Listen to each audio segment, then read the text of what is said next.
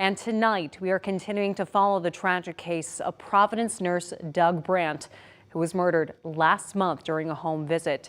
Tonight, Brandt's sister spoke exclusively with KREM 2's Kyle Simchuk. She says she forgives the suspect and even wanted to meet his family. What else did you learn tonight, Kyle? Well, Doug's sister Trudy is also a nurse and has experience dealing with the mentally ill. She says the suspect's mom is grieving just like her. Trudy now sees her as a friend and ally in this hard experience.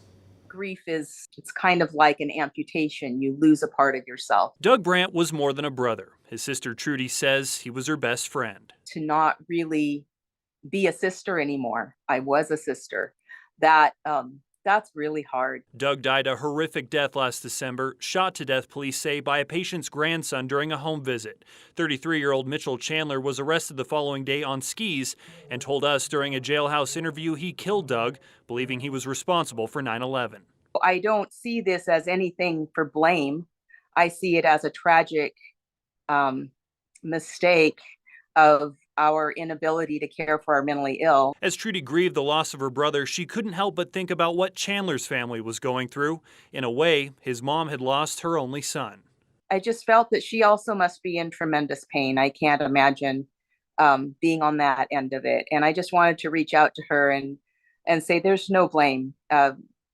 We are all grieving, and it's a horrible loss. The two agreed to meet the Friday before Christmas, and Trudy learned a lot about the 33-year-old suspect whose childhood was filled with love. Chandler's mom said he was a straight-A student, a talented singer and athlete who received a full academic scholarship to the University of Fairbanks. He was an amazing young man before he had his head injury. After college, he took up bull riding in Texas and suffered a series of traumatic brain injuries. His mom says Chandler became a completely different person, withdrawn, unable to provide for himself.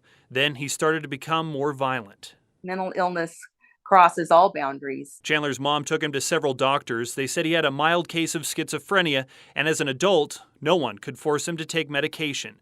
She says even after he assaulted a vet, the court didn't order him to take his meds. That was also the case when he intentionally cut off part of his own ear. And it's just heartbreaking that we as a system allowed him to stay on the streets when he was this broken without any intervention. Trudy now hopes that Doug's story and Mitchell's story will spark some sort of change in the way we treat the mentally ill.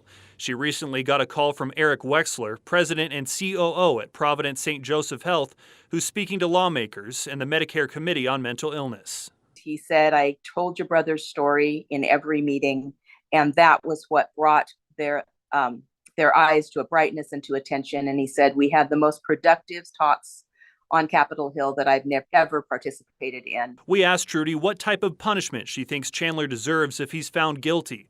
She doesn't think prison would do him any good.